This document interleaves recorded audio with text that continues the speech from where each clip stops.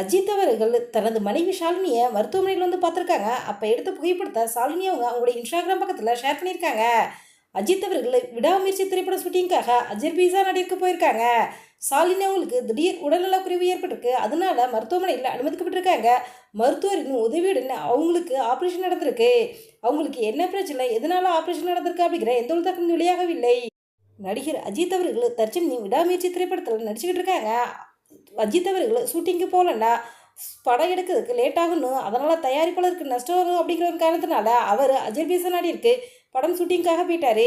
இவர் அஜர்பைஜான் நாட்டிற்கு போகிறதுக்கு முன்னாடியே தனது மனைவி ஷாலினி ஆப்ரேஷனுக்காக மருத்துவரிடம் அதற்கு தேவையான எல்லா ஏற்பாடையும் செஞ்சுட்டு போயிட்டாரா. அதாவது நேற்று நடிகை ஷாலினி அவங்களுக்கு ஆப்ரேஷன் நடந்திருக்கு. ஆப்ரேஷன் நடக்கும்போது நடிகர் அஜித் கூட இல்லையா.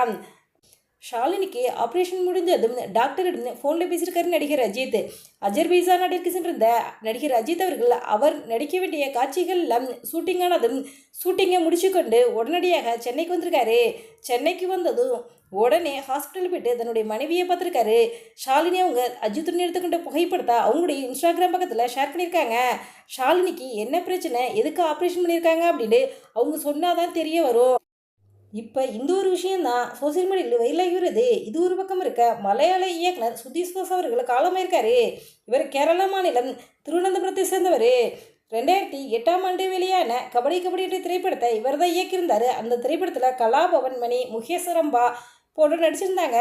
இந்த திரைப்படம் சூப்பர் ஹிட் ஆனது. இந்த நிலையில் சுதீர் கோஸ் அவர்கள் கடந்த சில நாட்களுக்கு முன்னாடி உடல்நலம் பாதிக்கப்பட்டு மருத்துவமனையில் சிகிச்சை பெற்று வந்தார்.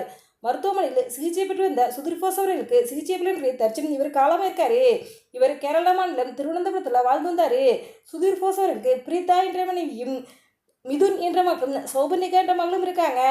இவர் காலமான செய்தி வெளியிட மலையாள திரையுலகிற்கு பலருக்கும் அதிர்ச்சியும் சோகத்தையும் ஏற்படுத்தியிருக்கு. பலரும் இவருக்கு ஆழ்ந்த இரங்கலை சொல்லிட்டு வராங்க. எங்களுடைய சேனல் சார்பாக ஆழ்ந்த இரங்கலை தெரிவித்துக் கொள்கிறோம்.